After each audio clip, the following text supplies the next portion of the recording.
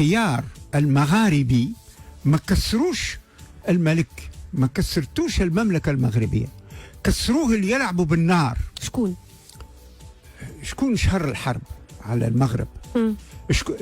الجزائر. يعني النظام العسكري الجزائري. شكون منع الجزائر وحط لها ساقها في الركاب واستعادت السيادة متاعها؟ جيرانها المغرب وتونس.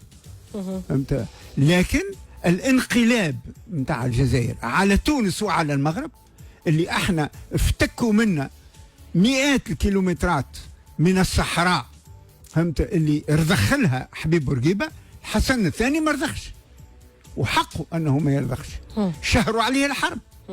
واللي اليوم الحرب قائمه، والحرب ماهوش هو وحده معناها شادت فيها، احنا تونس كذلك ضحينا بالصحراء. والهجوم الوحيد اللي نزل علينا بعد الاستعمار هو العدوان على قفصة. يعني حرب ضد تونس وحرب ضد المغرب معنى من طرف النظام العسكري الجزائري. لكن النظام العسكري الجزائري كلنا نعانيه منه بما فيه الجزائريين، هما اللي حطموه. النظام هذا يتحطم.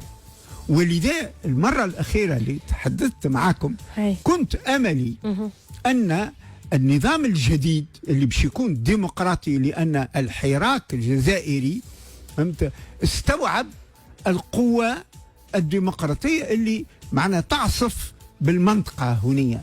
اعتقادي أن لو النظام الجزائري معناها يتخذ القرار الديمقراطي الصحيح ففتح المسار في بناء المغرب الكبير يتأكد، وإذ ذاك الجزائر تربح، لكن المغرب وتونس يربحوا أكثر، لأننا نخرج من منطق الحرب ومنطق تحقيق الخريطة الاستعمارية في الدول المستقلة.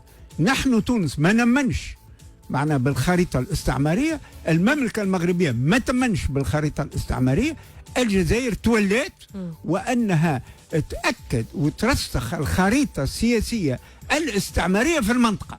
هذا سيد أحمد هذه قراءة معقولة جدا ومحترمة، ولكن البعض ينزلها في منزلة أنه